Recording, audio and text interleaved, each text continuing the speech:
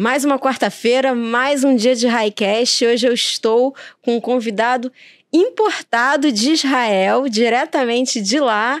Veio para contar para a gente como estão as coisas, as novidades, o must dos passeios judaicos e um pouco de conflito também, porque a gente gosta de falar e é sempre um tema atual. Marcel Berdichevski, muito obrigada. Super obrigado pelo convite, é uma oportunidade de voltar a casa como carioca, muitos anos fora do Rio. É sempre um prazer estar de volta em casa. Me conta um pouquinho da sua história em Israel. Por que você foi para lá, primeiramente? Bom, cresci dentro de uma comunidade aqui no Rio, extremamente sionista. Hoje parece assustador falar esse tema, mas cresci dentro de uma casa sionista, de uma comunidade sionista, uma escola sionista, um movimento juvenil sionista. Então era parte do processo natural. Acabei meu período escolar e ir para Israel. Hoje em dia é muito comum jovens acessar um avião e voar pelo mundo afora, mas eu já sou um pouquinho de idade. Na nossa geração não era tão fácil. Viajar para Israel era uma operação. Viajei para Israel, fui passar um ano, trabalho voluntário, kibbutz, tudo que se imagina, e me apaixonei. Falei, é aqui que eu quero fazer a minha vida, é aqui que eu quero educar meus filhos, e realmente eu adotei essa postura, voltei, fiz a minha parte obrigatória do movimento juvenil, voltei, trabalhei um ano comunitariamente, e depois fui embora, fui fazer faculdade em Israel. Me formei em Israel, na área de pedagogia e sociologia, voltado para a história e turismo, e me casei em Israel, servi o exército em Israel. Depois, já com meu primeiro filho, recebi um convite para trabalhar em São Paulo. Como eu sempre fui picado pelo vírus da educação, sempre trabalhei com a área educacional, tanto profissional quanto também voluntário, ativista comunitário, desde aqui do Rio, depois em São Paulo. Trabalhei em São Paulo por 16 anos, mas sempre ligando com Israel. Então, 25 anos pegava grupos de São Paulo, de escola, de pais, e levava para passear em Israel. Ou seja, 1-2 vezes por ano, estávamos em Israel mesmo, quando trabalhávamos aqui. Até que há 16 anos atrás resolvemos fazer as malas e vamos todo mundo viver em Israel, os filhos já crescendo, voltamos para Israel e não largamos a educação com o turismo, que eu acredito que não tem fim. Educação não é só escola, não é só 4 paredes. Para mim, turismo é um processo educacional e eu sou apaixonado por isso. Até maior do que a escola, porque a teoria não supera a prática, né? Exatamente. Não, na verdade, o tema de estar em processo de aprendizado é contínuo em todas as carreiras e para a vida pessoal de cada um. E Israel é um ponto que liga continentes, que liga culturas, liga religiões, é um centro, e lá, qualquer um que cruza por lá sai assim, enriquecido. E lá a gente tem, de fato, várias frentes, né? A gente tem a Startup Nation, a gente tem um centro de conflito, é um centro de adoração religiosa, e você recebe muitas pessoas. Me fala um pouco do grossão assim, que você recebe por lá e o que as pessoas mais querem ver. Israel, no total, recebe 70% do público cristão diverso, católico, evangélico, ortodoxo, e eu também, dentro desse processo como guia oficial, também é o meu mercado, a maior parte do ano recebendo cristãos, e o que é extremamente interessante é o quanto eles são devotos, o quanto eles são pessoas assim emocionadas com a viagem, se planejam um ano e vão pagando em parte. É a viagem da vida deles. A gente percebe isso, a emoção que eles transmitem quando vão fazer um batismo no Rio Jordão, ou quando eles tocam no Muro das Lamentações, eles vão nas igrejas, então lá eles entram num êxtase total. Então a gente, particularmente como guia, a gente respeita o direito de cada um nas suas crenças, mas fica realmente pleno de agradecer. Olha, que bom que eu estou vendo isso, porque a gente proporciona na vida das pessoas um marco. Eu me sinto parte de tocar na vida das pessoas. Não eu como pessoa física, mas de estar levando eles para essa experiência, essa vivência. Então, a emoção que eles têm, eu estou fazendo parte disso. Isso é muito, muito bacana. E como guia, você também conduz um pouco dessa emoção, porque é impossível você dissociar a viagem, o turismo, da pessoa que está conduzindo. Como é que você conduz, tendo a sua experiência como judeu, sim, mas como você conduz essa questão também emocional, né, afetiva, que todas as religiões têm, e você também aprendeu com o judaísmo. Exatamente. Né? Eu, em particular, eu tenho muitos clientes que vêm de forma repetida, 1 ano, 2 anos depois, que é comigo. Porque eu acredito numa frase muito importante na nossa tradição judaica, que é: o que sai do coração entra no coração. Ou seja, quando você faz as coisas de paixão, de amor, com dedicação, independe do que você acredita. Independe, eles sabem que eu sou um judeu e que eu sigo as regras judaicas, eles sabem que eles são evangélicos ou católicos e a gente tem um respeito mútuo, e quando eles veem que a gente faz de coração, que a gente tem uma entrega, eles recebem isso super bem.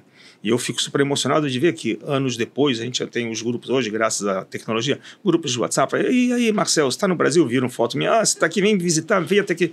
Partes, assim, o Brasil não é pequeno, né? Outro está em Minas, outro está no Sul. Vem visitar, como se fosse dar um pulo. Como se fosse fácil, é simples. O Brasil não é do tamanho de Israel, gente. Exatamente. E já você dá um pulinho, mas realmente a gente vê que o elo fica passado. Não é uma visita que a pessoa vem e vai embora e você nunca mais viu.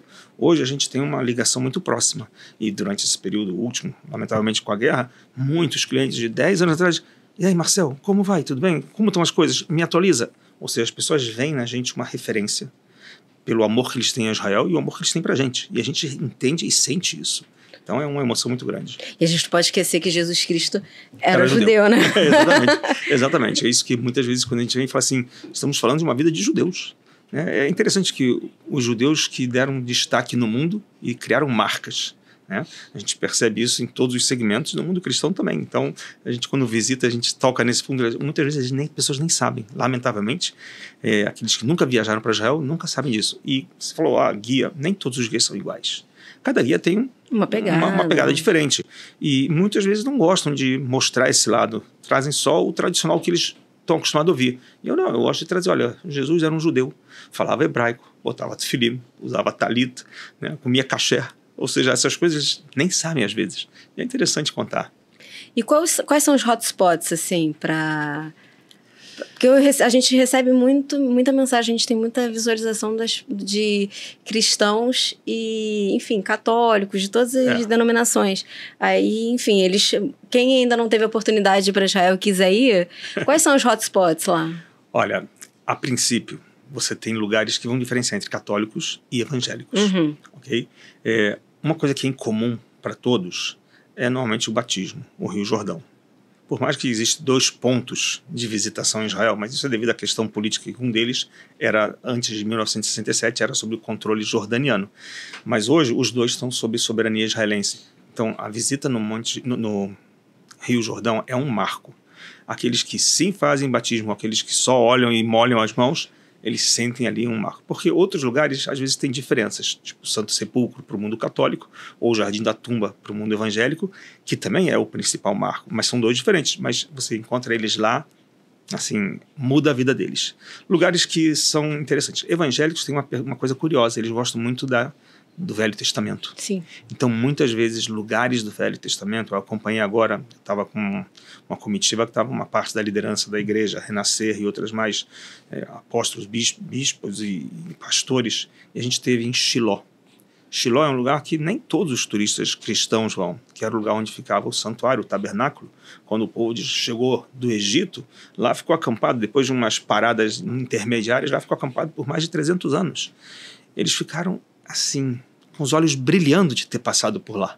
Porque estão acostumados a ir para o Monte do Templo, em Jerusalém, ali estava o primeiro templo, mas antes do templo ser levantado pelo rei Salomão, já teve mais de 300 anos de uma administração religiosa, política em Shiló. E eles falaram, nossa, que se sentiu, você vê as pessoas emocionadas por pisar nos lugares históricos. Eles falaram, mas onde era que metro, onde ficava? Aqui sentava o sacerdote Eli, aqui o profeta Samuel. Eles ficaram assim... Era emocionante, realmente é bacana. E lá os sítios arqueológicos também, né? Uma coisa riquíssima. Até porque tem muito investimento. Exatamente. As pessoas se interessam a vários públicos diferentes. Então, assim, a arqueologia também ao contrário do Brasil, a arqueologia lá é muito valorizada também. Bastante. A tal ponto que a gente tem até arqueólogos brasileiros indo para lá. A gente tem um exemplo do pastor Rodrigo Silva, que já teve, acho que aqui com vocês, não? Não, quem dera. Tem que ver, Rodrigo. Não conseguia. Rodrigo, eu encontrei com ele em Israel há pouco tempo atrás. Então pode mandar um recado para ele. Ele estava com uma colega minha, guia, e ele estava fazendo umas escavações com uma equipe de brasileiros. Ou seja, eu tenho conhecidas brasileiras que fizeram judias, que fizeram aliar, moram em Israel e que elas são arqueólogas. E é um show. A arqueologia, logicamente, que tem os grandes desafios, que é o desafio econômico. Não é o tipo de produto que vende fácil, né? Se não tiver um Estado por trás ou uma empresa que vai patrocinar a arqueologia, tipo, não dá muitos frutos financeiros, né? Igual você produzir uma startup e vai vender por milhões. A arqueologia é um trabalho lento, devagar, e para trazer os frutos financeiros é difícil.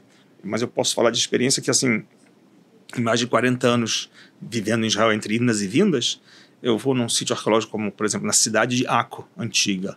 A primeira vez que eu fui lá nos anos 80, você via uma Aco. Hoje, passado 40 anos, você vê 10 vezes mais de trabalhos arqueológicos. Ou seja, salões inteiros das cruzadas, antes era só um pedacinho pequeno revelado. Hoje você tem um mundo revelado. É um investimento que a cidade faz, porque ela entende o retorno que vai ter de turismo, coloca mais, faz eventos dentro de um salão das cruzadas. Imagina um bar mitzvah num salão das cruzadas, ou uma formatura de faculdade no salão das cruzadas de 1000 anos atrás. Né? São coisas curiosas que é um desafio financeiro, mas é um prazer enorme para quem trabalha. Encontrou uma moedinha, ou encontrou aquilo, putz, é uma... Mas é uma coisa gigante, porque é um lastro histórico que muitas vezes as pessoas questionam algumas questões... A legitimidade. Da legitimidade. Então, você conseguindo qualquer lastrinho que seja... Você registra aquilo, pode não ser definitivo, mas é um lastrinho. Exatamente, é um marco.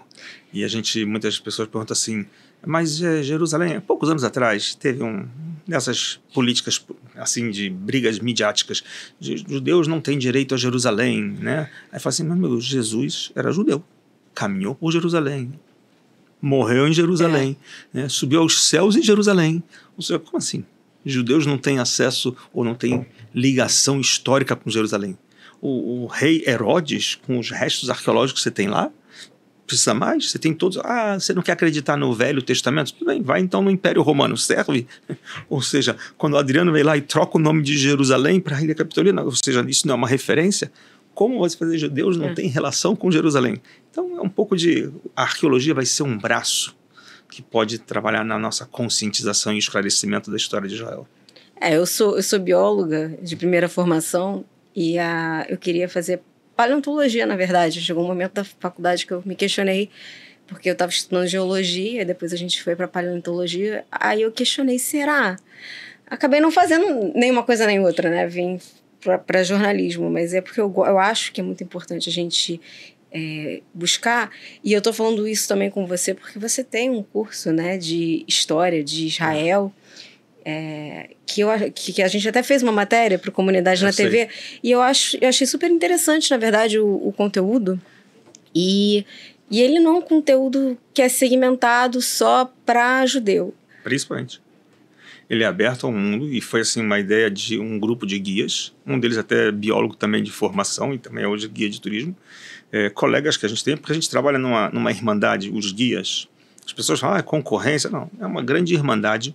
Eu sei de guias que são melhores para público A, melhores para público B. Eu tenho meus lados que eu acho que são melhores para esse tipo de produto.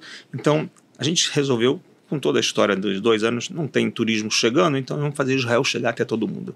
Existem hoje os canais de internet, vamos procurar eles. Então, criamos um produto de curso, um de história judaica, outro de tradição judaica de festas, que também é um tema que eu gosto muito. Eu trabalhei aqui em Israel, aqui no Brasil, dando aulas, não só para judeus, trabalhei aulas para não-judeus, no centro em São Paulo, que era o centro da Casa Cultural, que era praticamente todos não-judeus, dei aula de conversão para muitos que queriam se converter ao judaísmo, ou seja, eu trabalhei com não-judeus aos montes para ensinar, e a gente encontrar uma fórmula que não é simplesmente dizer, está escrito e ponto, você tem que encontrar respostas filosóficas, existenciais, todas as comprovações, ou seja, é um trabalho muito bacana dessa troca. O mundo é todo de trocas, né? E a gente precisa muito, eu falo isso sempre, furar a bolha. Você falou assim, Rodrigo Silva, eu até entrei em contato com a esposa dele, né, porque eu acho que sim, a gente precisa conversar com pessoas de fora que amem e que entendam Israel, não só amem pelo aspecto religioso, mas amem Israel pelo aspecto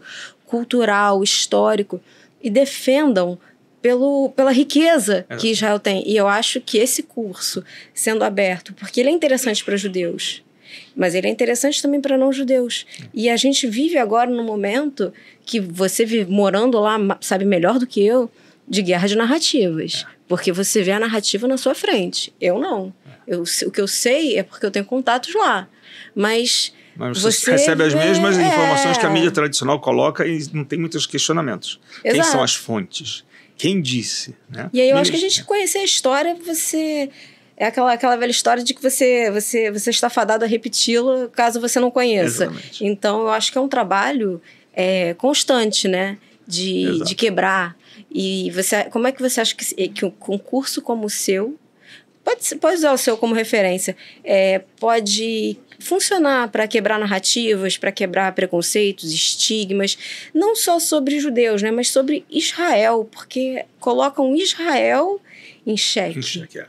Israel se tornou o grande ponto, talvez que toda a mídia do mundo se interessa. Um paísinho de 10 milhões de pessoas, menor que Sergipe, né? Uma região que é 60% deserto, uma região que...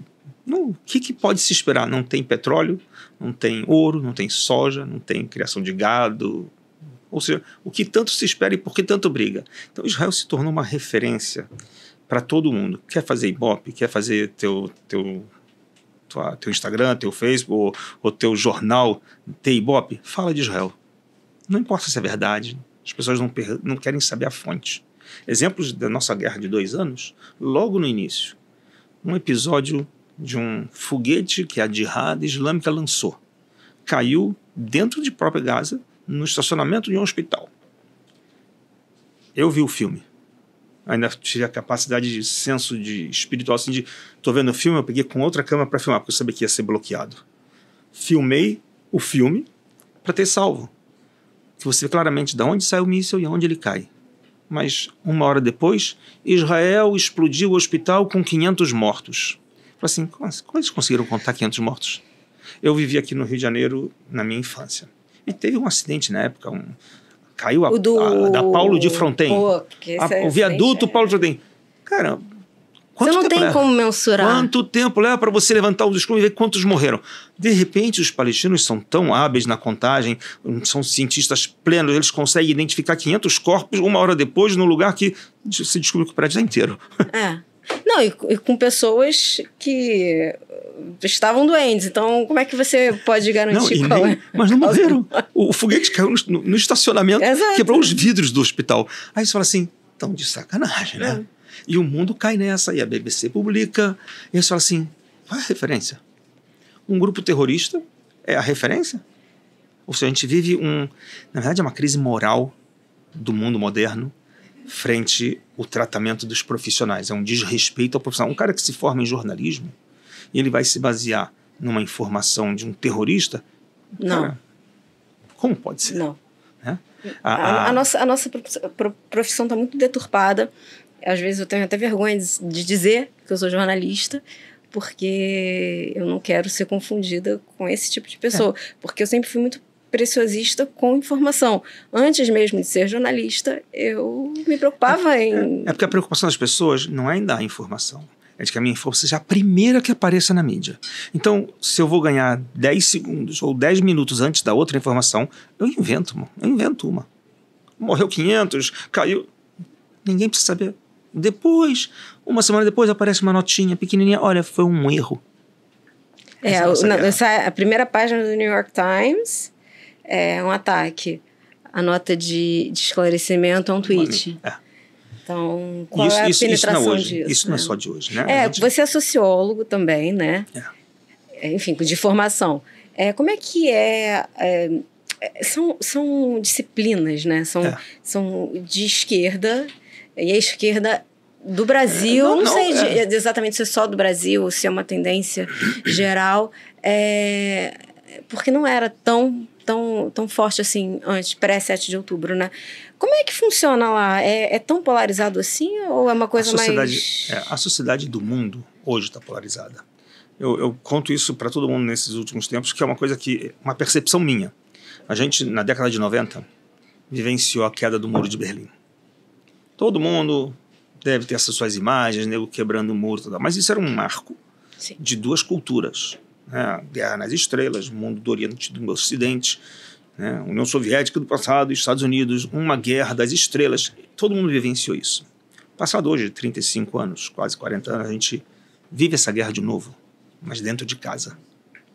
Não tem uma casa hoje que não vai ter uma cisão. Esse vota no um e esse vota no oposto, né? Esse toma vacina, esse não toma vacina. O mundo virou polarizado dentro de casa. Antes a polarização era 2 extremos de continentes, de países, esquerda, direita, ocidente, oriente. Acabou. Trouxemos tudo isso para dentro de casa. O desafio é interno. Cada família tem. Vacina ou não vacina, Lula, Bolsonaro, direita, esquerda, pró-palestino, anti-palestino, religião, não religião. O mundo virou nessa situação. O que, na minha opinião, é o grande desafio? É o desafio do diálogo. Isso é o que, na minha opinião, era a maior crise que a gente vive e ainda hoje continua, o diálogo. As pessoas perderam um pouco a capacidade de dialogar de forma clara. Transparente, clara, Exato. Ver as fontes. Porque assim, dialogar, para falar a tal história, né? Existe um mandamento bíblico, amar ao próximo como a ti mesmo. Aí eu falo, amar ao próximo só para quem está próximo? Né? Ou seja, o que significa esse conceito próximo? Né? Não é só para quem está próximo. Eu só amo aqueles que torcem para o mesmo time que eu. Só amo aqueles que são da minha própria ideologia política. Não. Amar ao próximo é o próximo, o semelhante, o ser humano que está ao teu lado. Agora, tem que ter abertura de ambos os lados, de se abrir e olhar, vamos sentar e ver as fontes. Vamos tentar identificar o que é. Porque não adianta você dialogar com alguém que parte do princípio que a história começa quando ele quer. A história não começa quando eu quero. Começou a história, o problema em 67. Como assim 67? Por que aconteceu, né? Não, é engraçado. Assim, porque foi do Israel nada. Em 67 fez uma guerra e conquistou. Eu falei assim, meu amigo, você sabe que a autoridade palestina de hoje se chamava a Organização da Libertação da Palestina, era OLP. Ata de fundação de 1964. Então, como pode ser que eles estão querendo uma liberdade de uma Palestina em 67 se em 64 aquilo era Jordânia, Asa era Egito, não era Israel? E vamos combinar que as pessoas nem sabem por que Israel existe. Eles não sabem a geografia onde fica. É uma coisa assim que é dos mais absurdos, mas é a falta do diálogo. Porque as pessoas já vêm com o pressuposto, eu sei tudo. Eu sou formado na Google Academy, sabe? Ou fiz meus cursos na YouTubers e pronto, as pessoas viraram doutores em tudo. É verdade, temos uma geração do saber, milhões de informações. Vou te contar um caso curioso. Eu dei aula durante muitos anos. E em São Paulo, logo nos meus primeiros anos que eu estou dando aula, geração internet, eu dou um trabalho para o pessoal da turma do colegial, os últimos anos, o trabalho era um livre escolha. O tema é sobre o Holocausto. O que você quiser pesquisar, buscar, me faz 2 páginas sobre o que você quiser. Me recebo no dia seguinte, 2 dias depois, recebo de toda a turma, cada um trouxe o seu trabalho. Aí vem um trabalho, eu olho o nome do menino, tal, 50 perguntas sobre o Holocausto. Eu começo a ler, meus cabelos começaram a ficar de pé. Assim, eram 50 perguntas sobre a negação do Holocausto. Um menino numa escola judaica que não se deu o trabalho de buscar nada, botou no busca, escreveu Holocausto, o primeiro que apareceu, copy, paste, copiou, colou, imprimiu bonitinho, me entregou. Um aluno de colegial. Trabalho fácil. Hoje ainda tem aí a inteligência artificial que faz o que você quiser, né? Aí tá lá. Aí eu falei assim, amiguinho, chega aqui, você leu? Você leu o que você me apresentou? Você viu o que é a negação do Holocausto? Uma mentira atrás da outra que a gente conhece, né? Mas na época tinha no Rio Grande do Sul uma gráfica, uma editora, Casta, o cara foi processado aqui porque ele manipulava imagem, ele manipulava informações, tipo, os judeus fizeram o Holocausto que destruíram a Alemanha, né? As narrativas não é só de hoje, estamos falando de 30 anos atrás, ou seja, a guerra de narrativa sempre existiu. As fake news, elas existem 4.000 anos, desde que o homem é homem, eu acho. Sim, desde que do Gênesis vai ter fake news.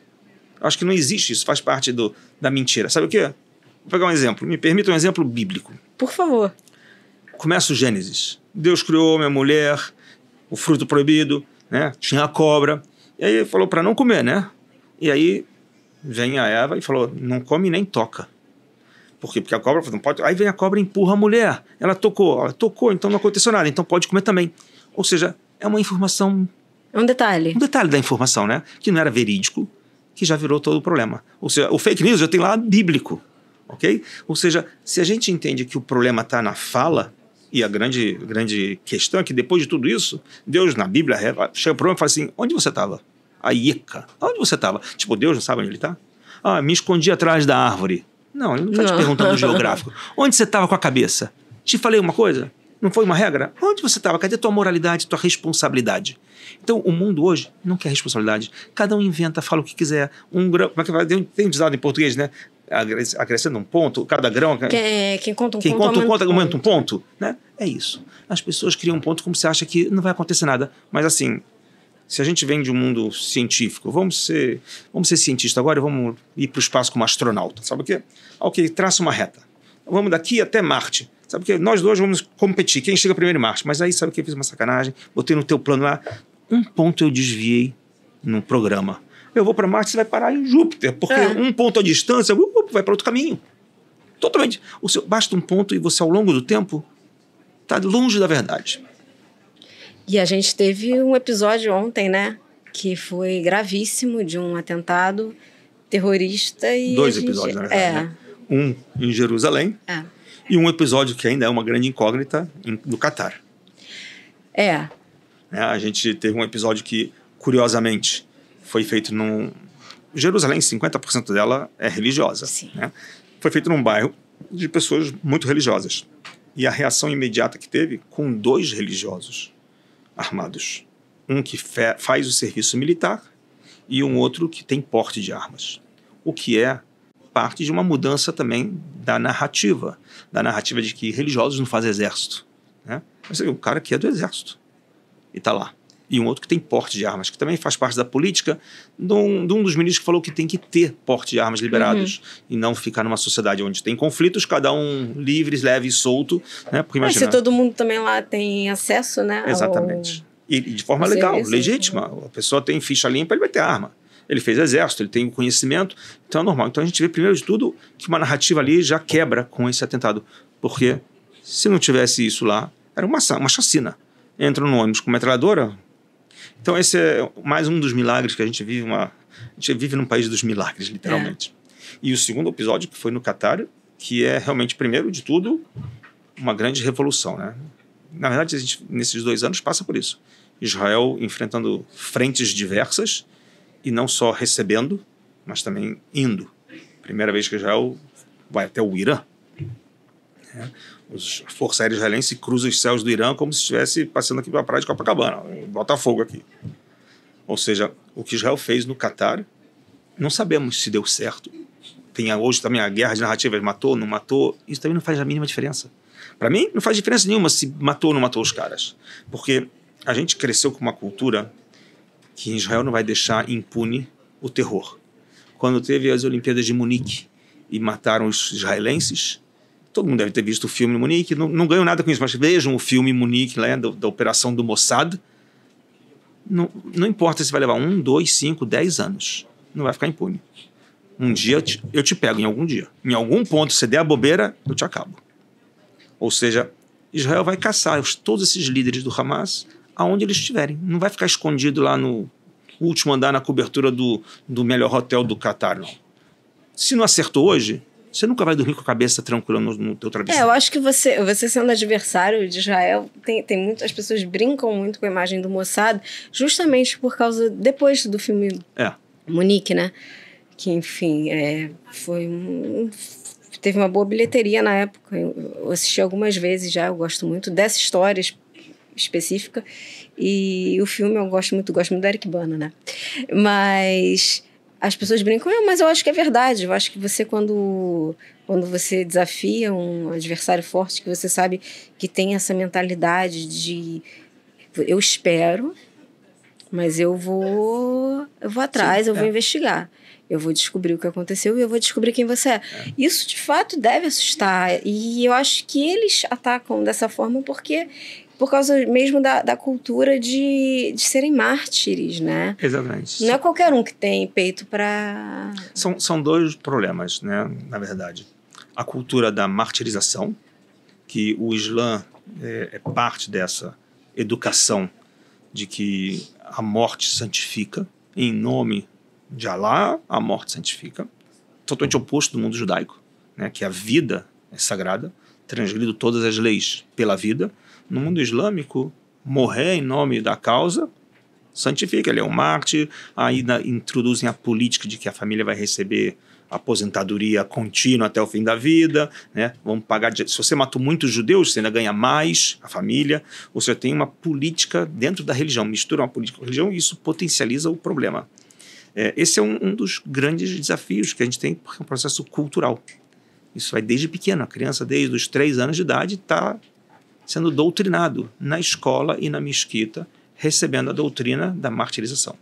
Então, isso não é só os radicais islâmicos que estão em Israel. É a mesma escola que está no mundo inteiro. Alguns países vão apertar no dedo da tolerância. Países como Dubai, Arábia Saudita, vão apertar no dedo da tolerância. Vão colocar no modelo escolar lá o Holocausto. Ou vão colocar o mapa de Israel. Porque isso não tem. Nesses países islâmicos não tem um mapa de Israel como existência. Então a gente vive uma guerra de cultura. E não é de hoje. O mundo islâmico ele viveu isso na guerra contra os cristãos séculos. A gente fala das cruzadas, mas são 1.400 anos de conflitos. E eles têm um conceito de Hunda, que é um conceito de cessar fogo, de vou dar um tempo. Parece coisa de namoradinho, vou dar um tempo. Esse tempo deles pode durar 200 anos. Eles têm o tempo do mundo para se fortalecer. Por que isso? Porque eles entendem que se o outro é mais forte, eu não vou me arriscar. Só vou me arriscar quando eu ver que tem fraqueza nele. E é isso que aconteceu em Israel. A sociedade israelense vem nos últimos 4 anos passando por crise social muito forte. Sempre teve direita, esquerda, sempre teve tudo isso. Mas nos últimos 4 anos isso se potencializou. Tivemos eleições atrás de eleições eleições. Mas o mundo é assim. O mundo não tem mais 2 partidos fortes. Hoje é muitos partidos pequenos e é todo mundo empatado. Você vê. Só que no Brasil, que às vezes de uma hora para outra, de repente vira 5% a mais, né? Tipo, milagres acontecem aqui no Brasil. Tem coisas que só no Brasil. Mas é isso. Os países todos, os seus eleitorados, é tudo dividido. Tudo muito empatado. Então não tem como falar, esse sempre ganha. Então, essa polêmica da sociedade israelense estava muito clara. E isso despertou ou estimulou os grupos radicais. Esse é o momento. Porque, na verdade, esse plano que aconteceu do 7 de outubro já tem 8 anos que o serviço secreto sabe. Tá, me conta essa história, porque isso sempre me pegou.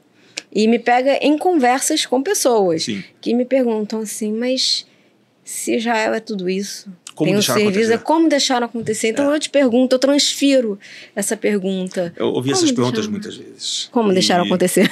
E assim, não é que alguém deixou acontecer em um momento. A consciência dos últimos 10, 15 anos é de que a gente é igual um tipo de... Você pode tomar uma anestesia e dormir no momento, mas você pode também gota a gota até adormecer. Gota a gota. Vai te acalmando, te acalmando, te acalmando. Israel vem sofrendo isso da política dos grupos da autoridade palestina, Hamas, Jihad e outros mais, num adormecimento. Faz um pouquinho, para. Faz um pouquinho, para. E sempre do tipo de, não vai acontecer, em troca de um estímulo financeiro, a gente vai entrar para trabalhar, e aí tudo bem, mantivemos a paz, mas a gente vê eles treinando, e o serviço secreto acompanha tudo isso. Tem um projeto, sei lá, o projeto Jericó, 8 anos atrás, tudo que aconteceu estava documentado. Mas não, isso aqui é só teoria, porque eles estão bem, eles estão trabalhando, eles não querem nada. Ou seja, ao longo dos últimos 10, 15 anos, toda a liderança militar do serviço secreto, não, está tudo bem, está sob controle, deixa com a gente. A cultura que foi criando uma sociedade militar meio que dormente. Meia hora depois do 7 de outubro, às 6h29, o exército voltou a ser o exército. Mas já era tarde, no sentido de o primeiro impacto não tinha como voltar atrás. E era Yom Tov, então muita gente... Aqui no Brasil isso pegou muito, porque muita gente ficou sabendo nas sinagogas quando o Shabbat acabou. Como a gente. Em Israel também, a gente estava na sinagoga e a gente começa a perceber uma muvuca, pessoas que estavam recebendo informações, soldados e tal. Na mesma hora, fala, não, teve um atentado, 100 pessoas. Como assim um atentado, 100 pessoas? Na mesma hora, eu tenho um filho, foi chamado de reservista imediato, e da sinagoga voltou para casa, pegou a roupa e foi embora para Gaza. Ou seja, isso aconteceu para todo mundo. Israelenses e brasileiros, judeus pelo mundo afora, viram isso online. FaceTime, os caras ligando. Isso foi o chocante. Não é que é uma guerra que você vê a notícia depois de noite no noticiário das 9, o resumo do dia. Não, o cara estava lá acontecendo. O jornalista estava lá enquanto o cara estava lá dentro do kibbutz ainda lutando. Essa é uma guerra diferente, uma guerra bem diferente. E é uma guerra. As pessoas acham que um genocídio está acontecendo. Não, é uma guerra. Uma guerra. Temos uma guerra com um exército que não é um exército de um Estado, é um exército terrorista, é um grupo terrorista, extremamente bem armado, bem treinado, treinaram com armamentos do Irã, com armamentos de suporte de Rússia, Coreia, são bem treinados. Não é que eles são uns Zé Manés, nada de Zé Manés. Né? Gastaram bilhões para fazer um metrô embaixo de Gaza. Dinheiro que podia ir para a educação, para a saúde, para a qualidade de vida das pessoas. Falam, coitadinhos, não tem água. Meu amigo, eles estão na beira-mar. Israel tem mais de uma década que faz dessalinização. Por que o dinheiro que foi para Catar, para 12 bilhões que estão na liderança, não fizeram uma planta de dessalinização em Gaza? Tem água à vontade, a praia está aí, dessaliniza. Por que Israel pode e eles não podem? A tecnologia é a mesma. Alguém negou para eles tecnologia? Mas o dinheiro é importante para fazer túneis, para produzir armas. Quem valoriza a morte, colhe morte. É difícil, mas é isso a realidade. É porque eles estão numa guerra. Ao contrário de Israel, que está numa guerra porque precisou se defender. As pessoas esquecem, tá? Que eles invadiram o território israelense. É uma guerra de sobrevivência. É uma guerra de sobrevivência. Entraram nas casas. Fizeram o que fizeram nos kibbutzim. Com civis, não é que eles foram lutar com exércitos. Pegaram pessoas que nem israelenses eram no Festival Nova. Jovens. E os funcionários filipinos. Sim. Vários deles presos, sequestrados, decapitados. E por quê, né? Porque são diferentes, não importa quem é. Acham que é uma coisa... é contra Israel? Não, é um ódio generalizado. Muçulmanos que servem o exército. Pessoal, tem muçulmanos que servem o exército. Beduínos. Eu fui visitar a casa de um que perdeu o filho, beduíno. Eles são... Assim, a pátria deles é Israel. São muçulmanos, mas a pátria é Israel. Eles podem dizer que são muçulmanos sionistas, que para muitos falam assim, ai meu Deus, sionismo. Pessoal, eles querem a defesa de um país democrático, que dá qualidade de vida, educação, saúde, e não uma vida debaixo de um terror. Parece que as pessoas esqueceram que estamos falando de um grupo terrorista, que dá comida para a família em troca de você mandar teu filho para se alistar. Mas é por isso que funciona lá. Por isso que essa guerra... enfim, eu até conversei com o José Roitberg, ele estava falando do termo de paz fria, né? Que é uma coisa que durou um tempo, mas que de repente Israel não compreende psicologicamente tão perfeitamente, porque você não está dentro da cultura. Você conhece, mas você entende, mas você não está lá dentro. Você só entende uma cultura de verdade quando você está dentro daquela cultura. Vive aquilo. Se você não vive, você é tudo teoria. E eu acho que é por isso que lá funciona assim, eles são tão eficientes no que eles fazem, porque eles desviam dinheiro para coisas que são importantes para a guerra, para armas. Eles têm os aliados que odeiam, assim como o Ocidente, assim como eles, e a cultura, você querer, você ter isso, desde criança, esse é o seu objetivo. O teu objetivo não é trabalhar na Startup Nation. Não é isso que eles querem. Eles querem acabar. Pelo contrário. Teve uma entrevista com uma menina de Ramallah, uma jovem muçulmana palestina de Ramallah, que ela recebeu no currículo dela para trabalhar dentro de Israel, com startup, com tecnologia, porque ela estudou em Israel. E ela morava em Ramallah, ela tinha permissão para entrar. Então, o líder político lá palestino falou assim, porque Israel rouba nossas cabeças pensantes. Falei, cara, dá graças a Deus que ela está trazendo sustento, o dinheiro que ela ganha do salário, vai para casa, vai viver lá, porque você quer o quê? Você não dá oportunidade de trabalho, você não dá oportunidade de estudo, você não dá qualidade de vida, porque vocês são políticos que desviam as verbas, criam uma sociedade de pessoas carentes e pobres em troca de quer ganhar bolsa, cesta, quer ganhar bolsa de estudos, venha se alista para... É uma política. A gente fala hoje da Hamas, da Jihad, mas tem que entender que eles fazem parte da autoridade palestina. O parlamento da autoridade palestina, a maioria, isso há 20 anos atrás, já votava na Hamas. Nesses últimos 20 anos, só cresceu. A gente não sabe porque não tem eleição lá. Né? É uma tirania. Eles não fazem eleição. Mas já há 20 anos, a maioria do parlamento já era da Hamas. E quando teve o 7 de outubro, todos nos seus Instagram, YouTubers da vida, batendo palma.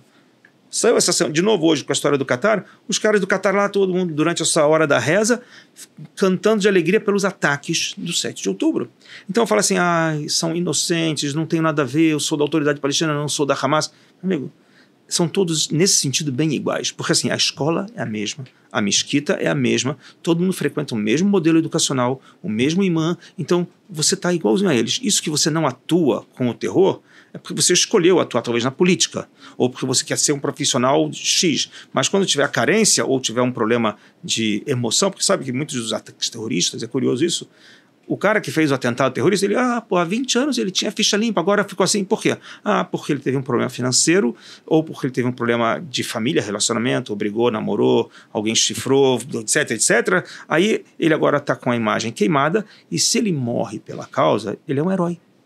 Eu quebrei, a empresa faliu. Bom, a luz acabou, interrompeu o papo, estava, eu acho que, muito pesado. E aí a gente ficou aqui falou das virgens, acabou. Então eu acho que a gente pode voltar o papo para um lado positivo. Exato. Israel, apesar de todo o cancelamento mundial, apesar do mundo inteiro odiar, a gente não pode negar, exagerei aqui também, né? Mas enfim, a gente não pode esquecer que é Startup Nation. Isso. E tem muito investimento, não só de dentro, mas de fora. Como está esse cenário agora no pós-guerra, mesmo com todos os cancelamentos, e quais são as perspectivas daqui para frente? Vamos lá. Primeiro, durante o período da guerra, que a gente está nesses 2 anos quase de guerra, a economia israelense vem mostrando uma sobrevida. Graças a Deus, antes da guerra, a economia ia muito bem, porque uma guerra, para ser sustentada, precisa de uma economia forte. E durante a guerra, a gente se autodescobriu que bolsas, startups vendendo, produzindo, ou seja, mesmo num período de guerra, a indústria em si tem um tipo de enxugamento dos recursos humanos, porque muitos são alistados por exército, estamos falando de jovens no exército, não só os que estão de serviços obrigatórios dos 18 aos 21, mas os reservistas, que são médicos, startupistas, engenheiros, profissionais de todas as áreas, estão lá servindo uma parcela deles.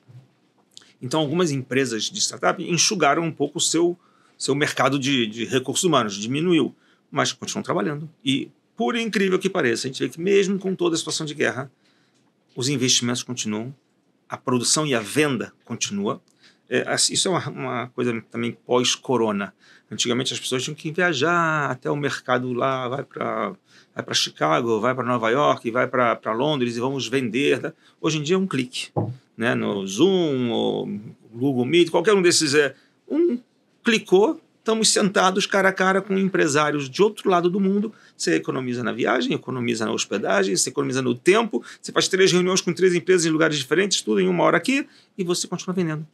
Israel é uma referência, mas isso é resultado de um projeto de décadas. A educação israelense acadêmica ela é voltada para a tecnologia e para o investimento de pesquisa. Quando você tem isso, você tem um resultado monstruoso de todos os tipos de segmentos. A carência do mundo moderno, todo mundo precisa de soluções, porque tem 1000 problemas em tudo.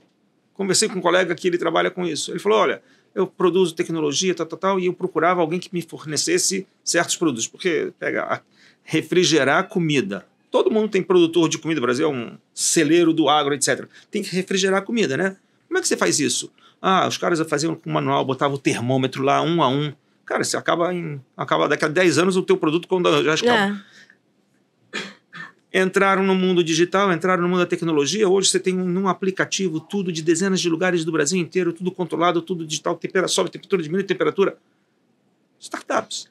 Ou seja, a cabeça pensante continuamente para solucionar os problemas que existem. Em tudo, seja no transporte, seja na alimentação, no agronegócio, na ciência, banco de dados, o cybersecurity virou hoje o grande, porque todo mundo tem bancos de dados que tem que ser protegido, então todo mundo, isso é o que Israel vem fazendo, e esse turismo para essa área virou uma febre. Você até me falou que existem algumas empresas que não permitem visitas porque não querem espionagem digital. Exatamente, né? É o tipo da tecnologia que você só vê o produto final, você quer ver só no chamado museu. Existe um museu em Israel, alguns desses museu de tecnologia. Tem lá em Jaffa, que é o Centro Pérez de Inovação, onde você vê o que já foi produzido, você vê tudo que foi produzido. Você não vai ver exatamente como faz, porque os segredos no caso aqui, da tecnologia desenvolvida, se copia rapidamente. Aí vai ser vendida em outros países lá com um genérico. A gente conhece isso do mundo da farmácia, mas isso é no mundo geral. Os celulares têm os seus genéricos, as câmeras todas, seus carros genéricos. Hoje tudo tem genérico. E Israel desenvolve o máximo possível das coisas e tenta segurar essas informações. E a segurança é importante. Graças a Deus, esses produtos conseguem manter uma economia forte e também um turismo forte. Eu praticamente estou aqui no Brasil exatamente por isso, porque é o turismo voltado para essa área. Para a medicina é muito... É incrível, é incrível. A gente vê notícias o tempo todo de que um hospital ou um investimento na pesquisa da área médica desenvolveu alguma coisa, uma cirurgia que você não faz isso. Eu, particularmente, estive levando do Brasil 2 empresários, planos de saúde, que era uma coisa curiosa, isso daí estamos falando de alguns anos atrás, que vieram visitar uma indústria de carbono, né? Fibras de carbono. E a gente conhece hoje, uma pessoa vai operar, quebrou a perna, quebrou o braço, o que for, ele vai colocar uma placa de titânio ou uma coluna de titânio, mas no mercado existe hoje fibra de carbono. Eu não entendo nada de medicina, mas eu fui lá acompanhar, fui traduzir, levei eles para passear e visitamos lá a produção da fibra de carbono. O cara me falou assim, né, o titânio, por exemplo, você pega e coloca lá na marretar, vai marretar, depois de 90 marretadas, quebra o titânio. Você pega a fibra de carbono, depois de 900 marretadas, quebra a marreta. Ou seja, o negócio não quebra. E eles falam a vantagem que tem na área médica de recuperação. Porque você botou um titânio para operar, para colocar o parafuso, para tirar quanto tempo fica. Toda a parte de recuperação da saúde do paciente, o fibra de carbono é 10 vezes mais prática para a saúde do paciente. Você fala assim, de onde os caras tiram as ideias? Né? Qual foi a tecnologia mais incrível assim, que você já viu, que mais explodiu assim sua mente? Você falou, não entendo. Do não entender? Não entendo, não sei como inventaram isso, mas era necessário. Olha, primeiro de tudo, toda a parte de impressão de comida. Pô, como é que você vai entender uma coisa dessa? O cara vai imprimir uma carne, né? As carnes que são nem de carne, de verdade. A proteína, ele vai lá e vai líquidozinho de imprimir proteína. Imprimir um coração. Imprimiram um coração. Tem coisas que a gente, na nossa infância, vê os filmes de desenhos animados, os Jetsons, lembra? Aqueles desenhos animados? O cara vai voar. Uma vez eu levei para um cara para passear, que ele foi visitar uma startup, coloca um cinto e vai. Em vez de você um carro ou de bicicleta, você vai... Parece filme de ficção.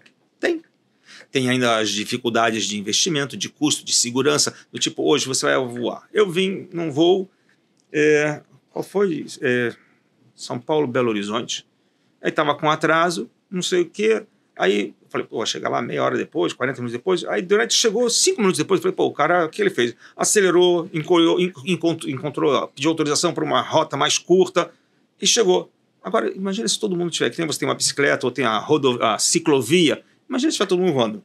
Aí vai acabar com Em São Paulo já falaram que né? tem o tráfego aéreo dos helicópteros, que tem um desafio enorme. Imagina se todo mundo tiver até aqui, você pode voar até 20 metros de altura, até 50 metros de altura. Todo mundo lá com um cinturão voando. É o Jetson, uma coisa... Não, eu até reclamo. Às vezes eu falo assim, poxa, criaram isso, mas ainda não fizeram os carros voadores. Às vezes justamente já fizeram, só não está... A tecnologia existe, mas tem um investimento, como vai ser a segurança, tem muitas coisas para aplicar. O próprio carro, assim, que a gente chama o autônomo, os Teslas da vida e outros que tem, tipo, tem em Israel a Mobileye, que é a grande empresa disso, é um desafio. Eu tive um cliente que veio de Miami e falou assim, eu vou de casa para o trabalho, eu entro no meu Tesla, falo, me leva e vai.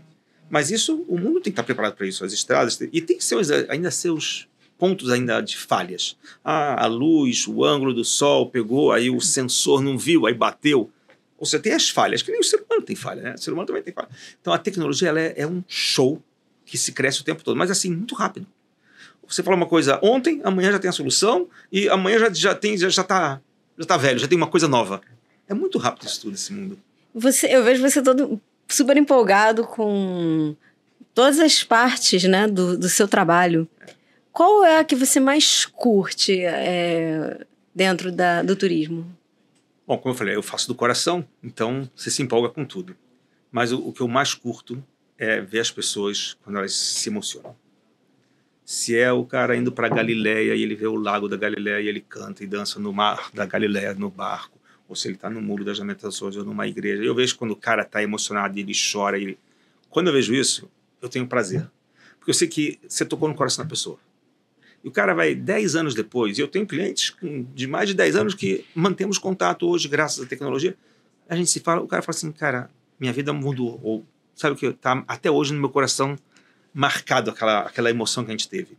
E eu fico empolgado com isso. Quando eu vejo que eu posso proporcionar isso, e não é uma coisa mecânica, de você levou, checklist, passamos pelos lugares, olhem à direita, olhem à esquerda. Não, é na hora que você sente que o cara está emocionado e ele vai carregar aquela emoção pro resto da vida. Isso para mim é show. E você vê Israel de dentro, né? Como é que... E você conhece todas essas esferas, você conhece a esfera política, você conhece a esfera turística, tecnológica. Quais são, de verdade, as perspectivas para médio prazo? Não gosto muito de falar de longo prazo, porque é muito complicado lá. Médio prazo, depois do 7 de outubro. Olha, a verdade é que o turismo já voltou. Em 2025 já tivemos, logicamente, volumes pequenos. O turismo em Israel se divide em duas grandes partes. Caravanas de grupos e os privados. Os privados voltaram quase que normalmente, sejam eles judeus ou não judeus, seja para business, seja para visitação de lugares sagrados. Pessoas com um pouquinho de consciência, não muito, um pouquinho de consciência, como falou uma citação de alguns líderes políticos, um pouquinho de consciência já muda de partido para votar, né? Então, com um pouquinho de consciência, você vê que essas narrativas de que Israel, que erra a guerra... Amigo, olha no Instagram e vê todo mundo na praia, e os restaurantes cheios, e as ruas tranquilas, e a segurança plena, e assim, não tem nenhum problema, pode viajar. As caravanas têm o seu ritmo devagar. Primeiro pela questão da venda. As caravanas, normalmente, as pessoas vão vender e vão pagar em 10 vezes para, no último pagamento, viajar. Então, isso demanda um tempo de venda. O cessar grande fogo inicial foi com o Hezbollah, o país ficou mais calmo. Teve a crise com o Irã, as pessoas logo cancelo. Então recomeça a venda. Então isso tem um tempo de maturação. Mas os privados estão voando normal e viajando. Então eu acredito assim, a partir desse momento agora que tem uma tendência de normalização com a pressão de um acordo com a Hamas e de que seja qual for o acordo, se eles vão sair, se eles vão ficar, não importa. Mas na hora que tiver uma negociação, isso dá uma tranquilidade de que as pessoas podem se planejar. Então, os que são grupos grandes de caravanas já estão indo agora. Na verdade, outubro, novembro, eu conheço de mercado, porque a gente vai falar reserva de hotel, o hotel já está cheio. Uhum. Né? Tem as marchas, a famosa festa do Tabernáculos agora, a gente vai ter um ano novo judaico, tem a festa de Sukkot e o mundo cristão vem na festa do Tabernáculos, tem a marcha lá e vem milhares e milhares de cristãos. E eu conheço pessoas que já estão com passagem comprada, com hotel reservado, ou seja, o mercado já voltou. Não é como nem pré-corona, que estávamos num nível de quase 4 milhões. Até porque as pessoas empobreceram muito, né? Muitas pessoas perderam emprego, se desfizeram de negócios. Eu costumo dizer o seguinte, é uma coisa cíclica, né? É igual um ovo, tudo muito cíclico. Tem pessoas que perderam dinheiro, é verdade, mas tem pessoas que ganharam muito dinheiro. Sim. Eu costumo dizer que a crise é uma palavra muito interessante. Ela tem, no meio da palavra crise, tem um S. Coloca 2 barras no S, você tem lá um cifrão. Crie dinheiro. Crise, para alguns, eles vão enxergar isso como uma queda, mas outros vão ver isso uma grande oportunidade.